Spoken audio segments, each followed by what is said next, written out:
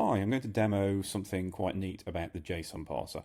So in the last video we showed you how to use the GraphQL API to copy values from one place to another and to sum up values from the quantity and the price and the sub-items and put them up here.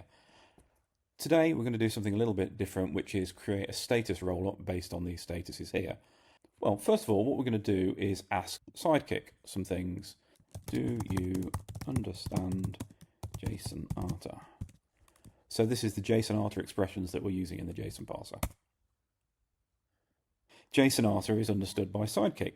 We're going to ask it to give me a JSON Arter expression for the statuses. So I've already written this down, so I'll copy and paste it.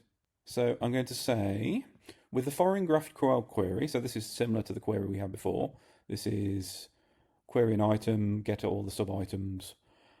I want to parse the results as follows. I want to write a JSON Arter expression which gets all the sub-item status column values and outputs a string as follows.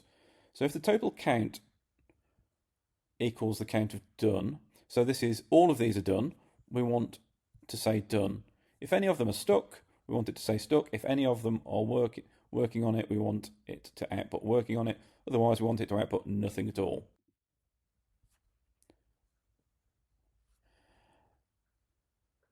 So let's see what we've got.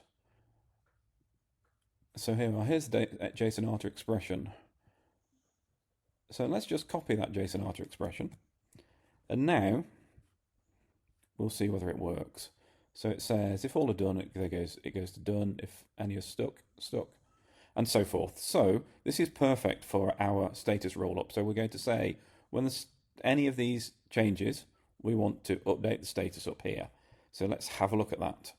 So I've actually already done this before, but when any sub-item column changes, we're taking the board, we're sending the HTTP request, similar to before, and now let's just delete this and copy in what Sidekick gave me. And now the final thing is changing the column value. So we are taking the item ID from step 1. So this is not the sub-item ID, this is the actual item ID of the parent, and we're setting it to the result. So if we go back to the board and expand this out, expand this out. Let's get rid of Sidekick for the time being. So if any of them are working on it, we want the status roll-up to say working on it. And it does. If any of them are stuck, we want the status roll-up to say stuck. And it does say stuck. And then now, if they're all set to done, we want the status to reflect that. And it does. So there we are. We've created a status roll-up for sub-items out of the JSON parser.